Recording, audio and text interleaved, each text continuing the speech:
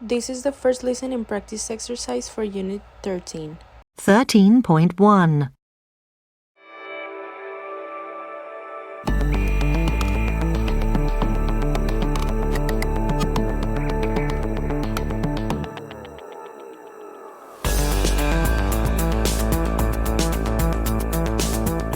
Welcome to Energy Futures, and today energy expert Judy Collins is here to talk to us about the car industry.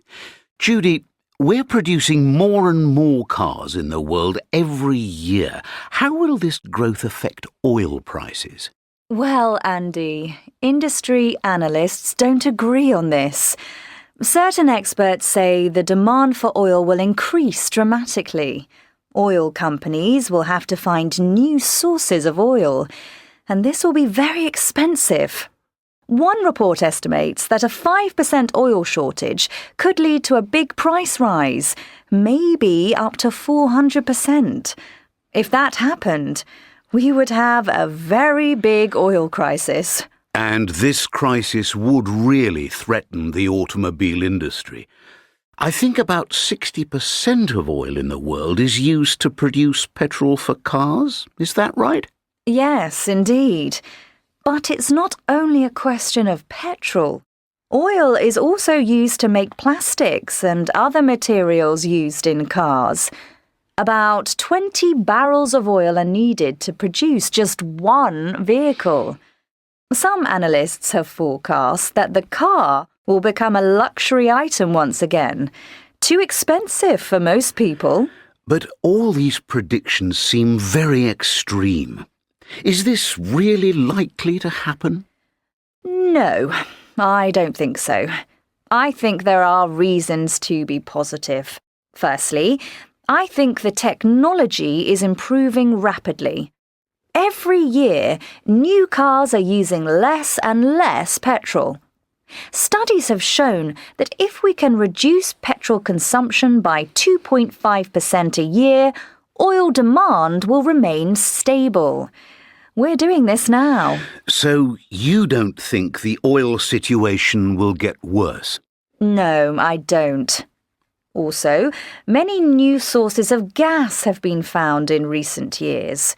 Gas can be used as an alternative to petrol in vehicles, but also for heating and production of electricity.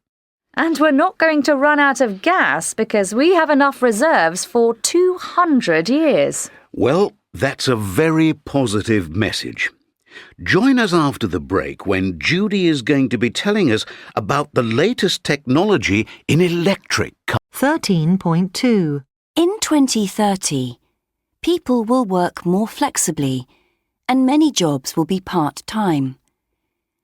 Traditional forms of management will disappear. More employees will work together in self-managed teams. Therefore, management positions might not be easy to find. In addition, it is forecast that working arrangements will be more flexible.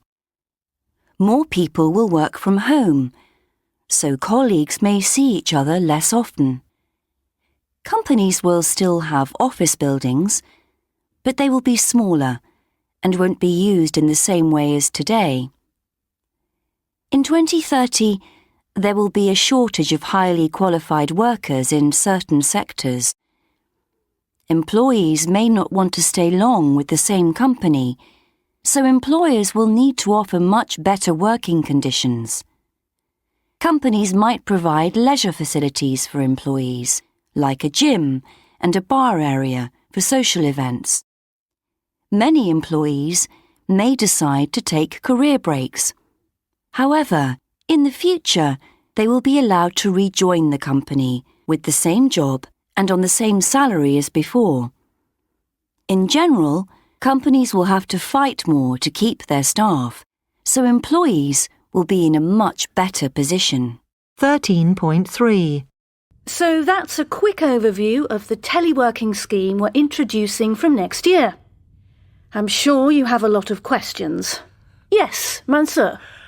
Thank you, Jean. I wanted to ask about cost savings. You said that teleworking will reduce our running costs. Just how much are we likely to save? I can't estimate that very easily right now, Mansour. It depends how many people choose to work from home. But we hope the new scheme will save the company at least €20,000 in heating, lighting and other office costs. So is our office building likely to close? No, the office is unlikely to close completely. However, the change will affect us because we won't need such a big building anymore.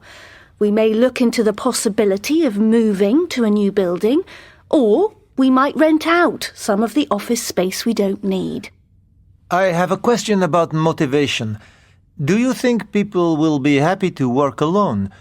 They won't see their colleagues for long periods, and their only daily contact will be by phone or Skype.